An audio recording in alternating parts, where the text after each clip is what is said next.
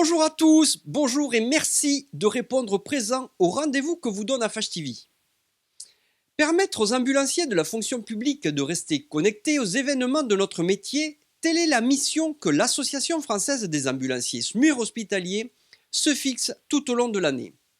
Et l'actualité, extrêmement riche et changeante du moment, nous donne beaucoup de matière à vous faire partager. La crise du Covid-19 aura fait l'effet d'un électrochoc pour la population mondiale. Notre territoire n'étant pas épargné par le phénomène, il aura mis au grand jour les éléments primordiaux dans notre société qui doivent rester indispensables aux yeux de tous. Être capable de ne pas être dépendant d'une mondialisation dans laquelle nous ne maîtrisons rien afin de pouvoir continuer à se nourrir et se soigner. Et pour le soin, la population française aura pu compter sur l'implication individuelle de tous les professionnels de santé qui n'ont pas ménagé leur peine pour venir à bout de cette pandémie et être ainsi capables d'en maîtriser les dégâts. Notre corporation, élément essentiel dans la prise en charge des malades atteints du Covid-19, aura profité d'une visibilité médiatique encore jamais vue à ce jour. Pas une seule émission d'actualité sans voir l'implication des ambulanciers dans leurs ambulances auprès des patients, que ce soit à leur domicile ou dans le cadre des transferts de malades d'un établissement de santé à un autre. Pour sauver un maximum de victimes, une seule stratégie devenait nécessaire. Dispatcher les malades les plus critiques des zones de cluster où les hôpitaux étaient saturés vers des services de réanimation ayant encore la possibilité de les accueillir pour les soigner. La mission pour les ambulanciers de la fonction publique était alors toute dessinée, devenant une corporation professionnelle indispensable au bon fonctionnement de l'organisation qui s'imposait. Le bilan d'une telle catastrophe permet à l'État et son gouvernement de revoir sa politique de santé de manière à investir une réforme profonde de l'hôpital, en commençant par investir sur le capital humain qui compose ce joyau public. L'occasion permet alors à la FACHE, seule association nationale représentative de la corporation ambulancière publique, de se manifester auprès des autorités afin de participer aux négociations ouvertes lors de l'ouverture du Ségur de la santé. Eh bien, une nouvelle désillusion pour nous tous. La porte restera définitivement fermée. Il ne nous restera qu'une seule possibilité, interpeller nos élus, députés et sénateurs, afin de faire remonter nos revendications. Aujourd'hui, la stratégie semble fonctionner car plus de 80 députés de tous bords politiques confondus ont répondu favorablement à nos sollicitations en interpellant directement le ministre de la Santé, Olivier Véran, soit par courrier ou par la prise de parole à l'Assemblée nationale, notamment par l'intermédiaire du député de l'Aisne, Julien Dive, dont je vous laisse apprécier les propos. Question de M. Julien Dive à M. le ministre des Solidarités et de la Santé. Merci, Monsieur le Président, Monsieur le Ministre. La crise sanitaire que nous avons traversée et que nous traversons vient de mettre en lumière toutes ces professions qui sont en première ligne pour lutter face à l'épidémie. Que ce soit le personnel soignant, mais aussi les caissières, les agriculteurs, ils ont tous fait preuve d'un réel courage pour soigner, aider ou nourrir les Français, et nous leur sommes reconnaissants. Mais il y a aussi les héros de l'ombre, ces grands oubliés de la crise sanitaire qui étaient aussi en première ligne. C'est le cas des ambulanciers. 14 interventions, parfois le même jour, des journées de travail qui s'étirent jusqu'à l'épuisement. À peine assez de masques et de surblouses, c'est le quotidien des ambulanciers, qu'ils soient dans le secteur privé ou dans la fonction publique hospitalière. Sans relâche, ils ont accompli et rempli leur mission pour sauver des vies, malgré des conditions de travail plus difficiles et parfois inadmissibles dans un pays tel que le nôtre. Sans parler du manque de reconnaissance de la part de l'État à leur encontre. Prenons l'exemple plus précis des ambulanciers hospitaliers. Alors qu'ils sont eux aussi en première ligne dans la lutte contre l'épidémie, et ce depuis le premier jour, lors des annonces du gouvernement en avril sur la mise en place d'une prime pour les personnels soignants, ils n'ont pas été cités une seule fois. Pourquoi ? Parce qu'ils ne font pas partie du personnel soignant en tant que tel. En effet, ils font partie du corps des conducteurs ambulanciers, régis par un décret du 12 décembre 2016. Cela signifie donc qu'ils ne sont pas supposés être en contact direct avec les patients. Et pourtant, ils peuvent être amenés, lorsqu'ils interviennent au sein d'un SAMU ou d'un SMUR, à prodiguer les premiers soins, voire même à participer aux soins d'urgence si l'état de santé du patient venait à se dégrader lors d'un transfert.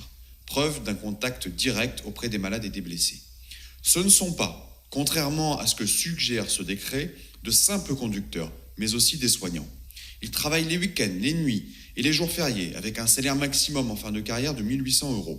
Lorsqu'une telle profession fait preuve d'un engagement sans faille, malgré les risques auxquels ils sont confrontés, il semble juste et équitable de reconnaître leur dévouement et l'importance de leur mission à leur juste valeur. Cela passe par la reconnaissance du métier d'ambulancier, une évolution du statut via l'intégration dans la profession, dans la filière soignante par exemple, en catégorie active, une revalorisation de leur salaire ainsi que des formations adaptées aux réalités des terrains et surtout à l'évolution du métier. Le Ségur de la santé que vous venez d'évoquer, Monsieur le Ministre, est censé répondre à la crise, à une crise et à des attentes et non créer de nouvelles frustrations. Il est donc temps de revaloriser, de reconnaître cette courageuse profession et difficile profession d'ambulancier maintenant et pas plus tard. Toute question aussi claire et précise méritait bien une réponse à la hauteur de la question posée. Eh bien, je vous laisse apprécier la réponse du représentant du gouvernement présent à l'hémicycle ce jour-là. Merci. La parole est à Monsieur le Ministre. Merci Monsieur le Président, Mesdames et Messieurs les députés. Monsieur le député Julien Dive, merci d'évoquer les ambulanciers, profession qui, vous l'avez rappelé, vous l'avez évoqué, vous l'avez souligné, était en première ligne, j'ai envie de dire, est en première ligne tout au long de l'année pour prendre en charge nos concitoyens, et l'ont été probablement plus encore au cours de cette épidémie que nous avons traversée, que nous traversons encore. Et merci à vous d'avoir souligné l'importance de cette profession, et je m'associe à ces remerciements. Je voulais tout d'abord rappeler qu'il est possible, comme pour toute entreprise privée, et c'est le cas des transporteurs sanitaires, de verser à ses salariés une prime de pouvoir d'achat spécifique, dont vous le savez qu'elle est totalement exonérée de charges sociales, d'impôts pour l'employeur comme pour le salarié, et ce jusqu'à 2 000 €, et que les conditions d'attribution de cette prime ont été assouplies afin de pouvoir récompenser justement, plus spécifiquement, les employés qui ont été mobilisés pendant la crise sanitaire que nous venons de traverser.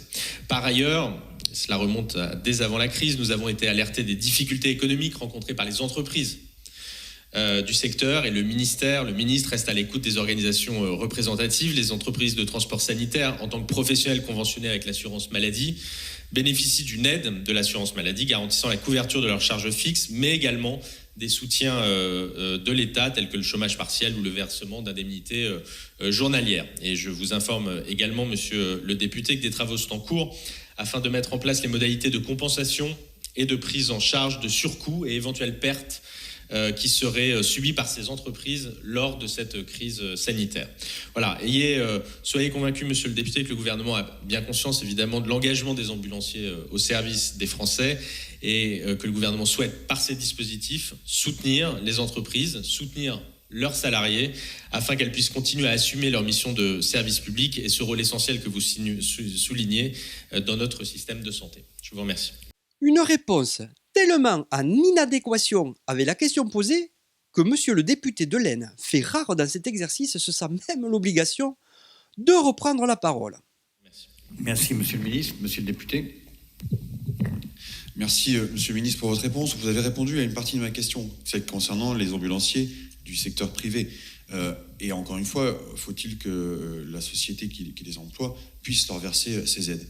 Mais vous n'avez pas répondu à la part concernant, la deuxième partie de ma question qui concerne les ambulanciers du secteur public hospitalier. Je l'ai rappelé, ils font partie, ils sont reconnus dans un décret qui n'est pas celui de la fonction hospitalière, comme de leurs nombreux collègues. Je vous prends un autre exemple qui n'est pas celui de la profession d'ambulancier, celui des agents de sécurité incendie dans un hôpital. Aujourd'hui, on leur demande des missions qui ne sont pas celles pour laquelle ils sont formés, et ils se mettent aussi en danger, y compris dans leurs responsabilités. Donc, monsieur le ministre, j'entends bien que vous ne pouvez pas avoir réponse à tout, mais prenez au moins en compte ces revendications dans le Ségur de la santé. Merci. Nous savons aujourd'hui la colère des ambulanciers monter crescendo dans tous les établissements, désabusés par le silence d'un gouvernement qui reste sourd aux revendications légitimes qui sont les mêmes depuis des décennies, à savoir l'appellation de conducteur ambulancier qui doit être supprimée définitivement au profit du corps des ambulanciers. Intégrer ce corps des ambulanciers à la filière soignante. intégrer la profession d'ambulancier en catégorie active et intégrer la catégorie B dans le cadre d'une revalorisation des carrières ou en cas de suppression de cette dite catégorie active. Supprimer définitivement les quotas qui permettent d'accéder au grade supérieur. Faire modifier les grilles de salaire en adéquation avec nos missions. Une réforme complète de la formation d'adaptation à l'emploi, FAE, pour les ambulanciers impliqués dans la SMUR. Faire respecter de manière drastique le Code de la santé publique qui définit la composition d'une équipe SMUR, à savoir strictement un médecin, un infirmier et un ambulancier diplômé d'État. Et pour porter clairement ces revendications, notre place est aujourd'hui aux côtés de tous les personnels de la santé manifestant dans les rues, seul moyen pour nous que nous laisse le gouvernement pour préparer le jour d'après. Et c'est notre président Antoine Pereira et son franc-parler qui s'est exprimé à notre micro pour révoquer le sujet. Donc c'est pas seulement le système de santé.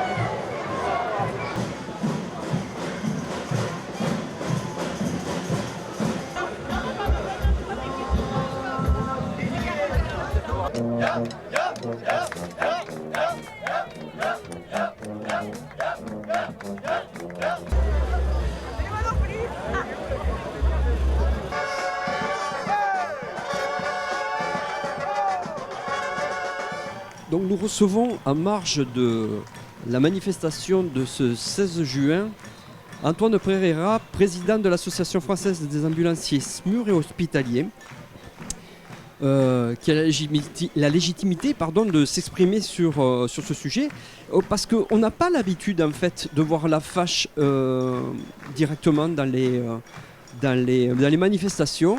Et est-ce que tu peux nous dire, Antoine, quelle est la légitimité de la fâche aujourd'hui sur ce mouvement de grève? Déjà, bonjour à tous. Et la légitimité, c'est tout simplement que la FACH n'étant pas un syndicat, étant une association loi 1901, on n'a pas droit dans nos statuts de lancer un mouvement de grève comme ça du jour au lendemain, d'interpeller nos adhérents et de dire tiens, tel jour, il y a une manifestation nationale, on va y aller. Cette fois-ci, ça a été le cas parce que nous avons certains syndicats comme la CGT et nos amis à travers nos collègues et adhérents de Montpellier qui ont écouté, qui ont entendu nos revendications. Et pour une fois, et je les en remercie, nous avons pu, à travers eux, lancer un mouvement national et participer pour la première fois à une manifestation de cette envergure. Et puis aujourd'hui, on peut dire que l'Association française des ambulanciers SMUR hospitaliers est représentative d'une communauté qui est en colère. Et il est juste normal de se retrouver à l'appel des collectifs interurgences et interhôpitaux sur ces mouvements de grève.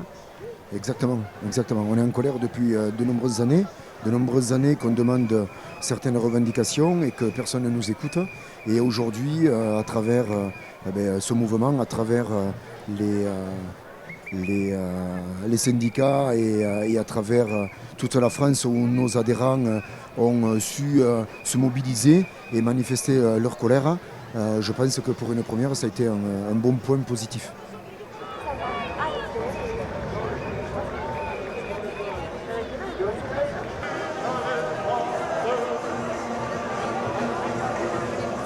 C'est qu'Antoine, évidemment, dans nos problématiques, en tout cas qui concernent la corporation des ambulanciers hospitaliers, le Ségur de la santé a commencé son activité. Et qu'est-ce qu'on peut, d'après toi, attendre de ce Ségur de la santé pour notre corporation? Alors d'abord, il faut savoir que la FACH est très en colère, ainsi que tous nos collègues de cette belle profession d'ambulancier, parce que nous avons depuis des années interpellé les différents ministres qui sont passés au ministère de la Santé, de la Solidarité. Depuis 3 mois, tout le conseil d'administration de la FACH se bat pour faire véhiculer nos revendications et beaucoup d'informations à travers, et je les remercie, à travers nos adhérents déjà, à travers les députés, à travers les sénateurs, à travers des médecins, que ce soit des médecins de SMUR qu'on connaît nous-mêmes, que ce soit des directeurs de structures de SMUR, et que ce soit le président des SAMU Urgences de France. On n'a pas été trop écoutés car les sièges sont vides au niveau du Ségur concernant la fâche. On n'a pas été conviés. Et c'est vrai qu'aujourd'hui, on est dans une oreille attentive à savoir ce qui se passe encore aujourd'hui, ce qui va se passer jusqu'au 4 juillet, pour savoir si nos revendications sont bien prises en compte ou pas, toujours à travers ces multiples et des centaines de questions posées à l'Assemblée nationale de la part des députés à notre cher ministre de la Santé.